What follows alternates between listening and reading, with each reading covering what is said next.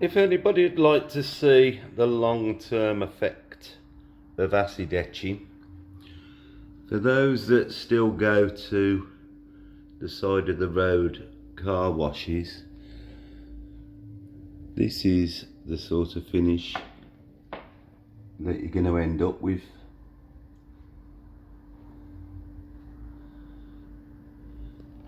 This side of the roof has now had probably 5 sets of really heavy cutting, and admittedly it doesn't look frosted like that, but the etching is that deep it appears that it's all needs wet flatting.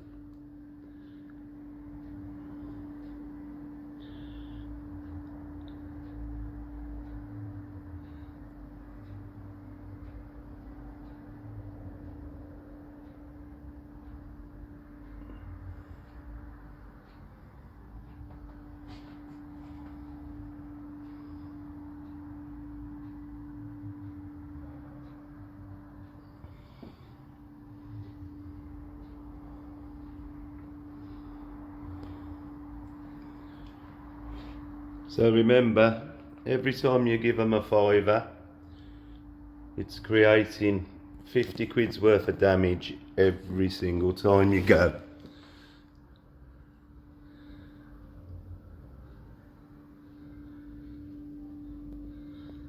Right, see if I can get some more of this out without flatting it. Right, I thought I'd show you where we are with the BMW M5 that's turning out to be a little bit on the tricky side. As I explained before, there seems to be some corrosive fallout has been on the vehicle, and really I felt that it needed wet flatting. Spoke to the owner, and after a long discussion about where the car's going to sit outside and it's going to be used, that I should just get it as good as I can, and then later on perhaps we can wet flat it. I took it upon myself after that conversation to do some flatting on the boot lid where there's some major contamination, and I flatted it with 1000 grit wet, 1500 grit wet, then 2000 dry and 3000 dry, and then polished it, and it still hasn't got rid of all the contamination. So it's going to need some heavy flatting in the future if the car wants to be perfect, but outside it'll look a damn sight better than it does in here to me. It still looks good, don't get me wrong, you know, it's a lot glossier than it was, and I'm getting rid of perhaps 65–70% of the contamination by heavy cutting. So I just thought I'd show the progress. The boot lid is done, the rear bumper is done, this rear quarter is nearly finished. It's just waiting for its final last polish of fine. I won't be doing that until I've finished this door, but I've done a comparison video.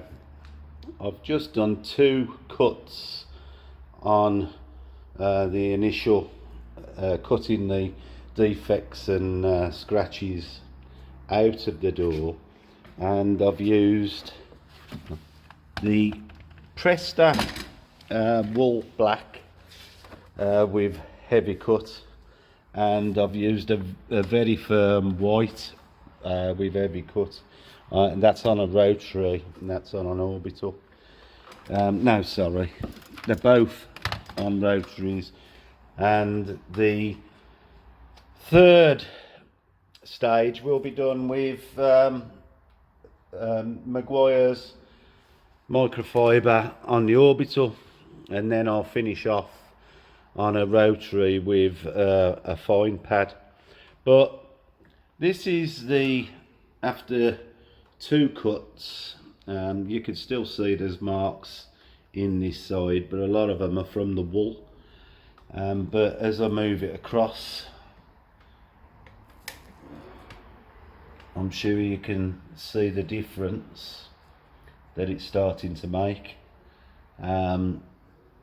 If I bring it across onto the rear quarter, you can see that you know, that's had 3 cuts, 2 heavy cuts and 1 medium cut, and this has just had 2 heavy cuts, and it's probably going to have another one looking at it.